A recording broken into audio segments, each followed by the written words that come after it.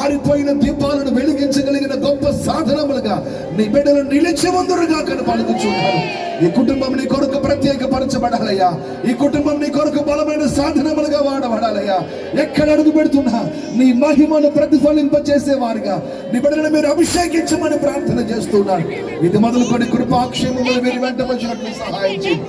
మీరు నోటి నుండి వచ్చే ప్రతి మాట కూడా ప్రజలను నీ ఎదుటకు నిలబెట్టగలిగినటువంటి సామర్థ్యము కలిగిన వాక్కును వీరు నోట ఉంచమని ప్రార్థన చేస్తూ ఉన్నారయ్యా. ప్రతి మాట అభిషేకించబడాలి, పాడే పాట అభిషేకించబడాలి. నా తండ్రి బిడ్డలు చెప్పే సాక్ష్యం అభిషేకించబడాలి. ఎక్కడ నిలబడుతున్నా ఆరాధిస్తున్నా ఆరాధనలో నీ మహిమను ప్రజలు చూడాలి. ఈ హస్త నిక్షేపణ వలన కలిగినటువంటి ఈ నూతనమైన అభిషేకం వీరి మీదకి దిగవచ్చును గాక.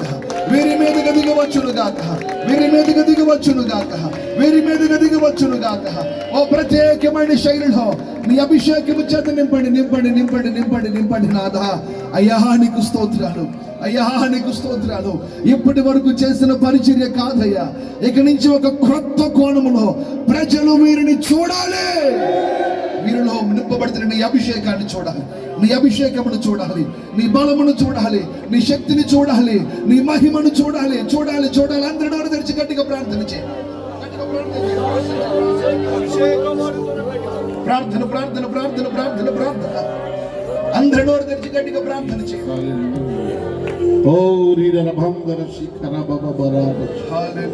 Hallelujah.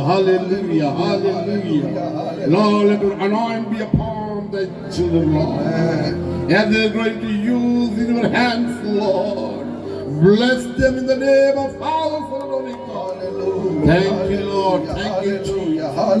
Hallelujah. Stotram. Hallelujah. స్తుతించండి అందరూ.